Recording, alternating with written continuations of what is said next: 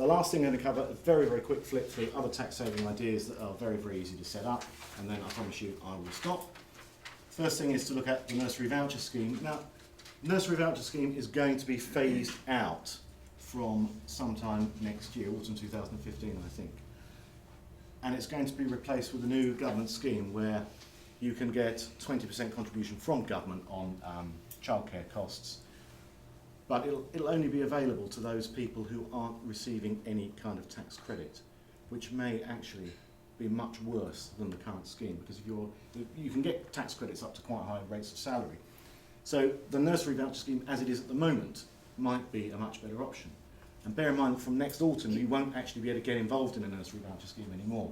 So if this is going to be better, or if you're not going to be able to benefit from the government scheme next year, you need to get into one of these quickly. These are the savings per annum, per employee, if you're in this scheme and if you joined pre-2011 when the rules changed. If you're a basic rate taxpayer, being in a nursery voucher scheme can save you £1,100 a year in cash. If you're a higher rate payer, £1,400, and if you're an additional rate payer, £1,500. If you only got into the scheme after 2011, those savings are reduced for higher and additional rate payers down to £714 and £646. If anybody doesn't know what I'm talking about, this is a scheme whereby the company contracts with a provider of childcare up to £55 a week, rather than you having to pay it out of taxed money. That's what I said about tax-free childcare, so I won't bother going on about it again. Long service awards as well. If somebody's been in your business more than 20 years, you can give them a gift worth £50 for every year of service. And you can repeat the award after another 10 years. So if they've been with you 30 years, you can give them an award worth 30 years, or 30 times £50 as well. But they must have been there at least 20 years. Staff suggestions, my favourite bit of legislation. Anybody not seen me talk about this before? I'm sorry if you have, but it is my favourite. Because if somebody makes a suggestion, you can give them an award for that suggestion. But it must relate to your activities, well, quite obviously. It must be a suggestion that the employee couldn't reasonably have been expected to make, and it can't be made at a meeting specially convened for the purposes of proposing suggestions. So whatever you do, don't propose such a meeting is held. But after that, you can give somebody the lower of £5,000, 50% of the expected first year savings, and 10% of the expected first 10-year savings. Now I would say that the presence of the word expected means that this is some kind of prospectively applied test.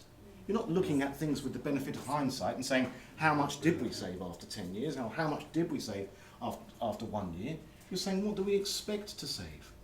So as long as our expectations are reasonably high, that might be the lower number, mightn't it? I mean, I think you're going to have to be sensible about it. If somebody says, oh, why don't we wash up the teaspoons less often? And you say, well, that's a brilliant idea. I think that's going to save us millions. Here's £5,000. I don't think you're really going to get away with that on the next PAYE visit. But if there's something sensible that they say, then there may be scope here. You can give an encouragement award, in all cases, up to £25, no matter how stupid the suggestion is. So if somebody says, why don't we put jam on the carpet? You could say, no, I don't think we'll do that, but here's £25, thank you for playing. Now, we did say that to one of our clients, and they said, well, couldn't we just pay somebody's entire salary like that, because they could just keep making suggestions? And I don't think that's really going to work. But I'd have to say, I did struggle to find the legislative bar on it, but I don't think it's worth trying. The last thing is to talk quickly about pensions, pension for salary sacrifice.